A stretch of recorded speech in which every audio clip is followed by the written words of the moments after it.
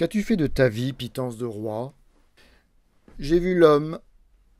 Je n'ai pas vu l'homme comme la mouette, vague au ventre, qui file rapide sur la mer indéfinie. J'ai vu l'homme à la torche faible, ployée, et qui cherchait. Il avait le sérieux de la puce qui saute, mais son saut était rare et réglementé. Sa cathédrale avait la flèche molle. Il était préoccupé. Je n'ai pas entendu l'homme, les yeux humides de piété, dire au serpent qui le pique mortellement « Puisses-tu renaître, homme, et lire les Védas ?» Mais j'ai entendu l'homme comme un char lourd sur sa lancée, écrasant mourants et morts, et il ne se retournait pas. Son nez était relevé comme la proue des embarcations vikings, mais il ne regardait pas le ciel, demeure des dieux, il regardait le ciel suspect, d'où pouvaient sortir à tout instant des machines implacables, porteuses de bombes puissantes. Il avait plus de cernes que Dieu, plus de barbe que de peau, plus de boue que de capote, mais son casque était toujours dur. Sa guerre était grande, avait des avants et des arrières, avait des avant et des après. Vite partait l'homme, vite partait l'obus n'a pas de chez soi. Il est pressé quand même.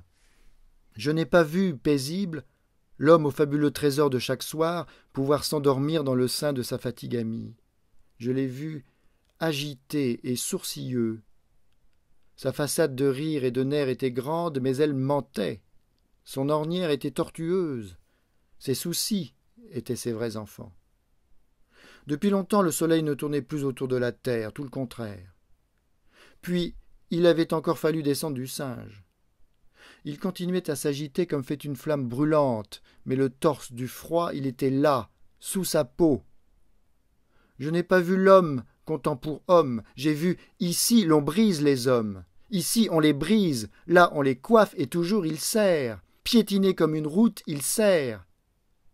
Je n'ai pas vu l'homme recueilli, méditant sur son être admirable, mais j'ai vu l'homme recueilli comme un crocodile qui de ses yeux de glace regarde venir sa proie, et en effet il l'attendait, bien protégé au bout d'un fusil long. Cependant les obus tombant autour de lui étaient encore beaucoup mieux protégés. Ils avaient une coiffe à leur bout, qui avait été spécialement étudiée pour sa dureté implacable. Je n'ai pas vu l'homme répandant autour de lui l'heureuse conscience de la vie. Mais j'ai vu l'homme comme un bon bimoteur de combat, répandant la terreur et les mots atroces. Il avait, quand je le connus, à peu près 100 000 ans, et faisait aisément le tour de la terre. Il n'avait pas encore appris à être bon voisin. Il courait parmi eux des vérités locales, des vérités nationales, mais l'homme vrai, je ne l'ai pas rencontré. Toutefois, excellent en réflexe, et en somme presque innocent. L'un allume une cigarette, l'autre un pétrolier. Je n'ai pas vu l'homme circulant dans la plaine et les plateaux de son être intérieur, mais je l'ai vu faisant travailler des atomes et de la vapeur d'eau, bombardant des fractions d'atomes, regardant avec des lunettes son estomac, sa vessie, les os de son corps et se cherchant en petits morceaux, en réflexes de chien. Je n'ai pas entendu le chant de l'homme, le chant de la contemplation des mondes, le chant de la sphère, le chant de l'immensité, le chant de l'éternelle attente. Mais j'ai entendu son chant comme une dérision, comme un spasme. J'ai entendu sa voix comme un commandement, semblable à celle du tigre, lequel se charge en personne de son ravitaillement et s'y met tout entier. J'ai vu les visages de l'homme.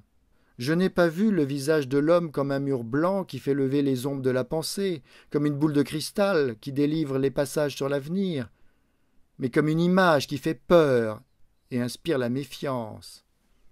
J'ai vu la femme, couveuse d'épines, la femme monotone à l'ennui facile, avec la glande d'un organe honteux faisant la douceur de ses yeux. Les ornements dont elle se couvrait, qu'elle aimait tant, disaient moi, moi, moi. C'était donc bien lui, toujours l'homme, l'homme gonflé de soi, mais pourtant embarrassé et qui veut se parfaire et qui tâtonne, essayant de souder son clair et son obscur.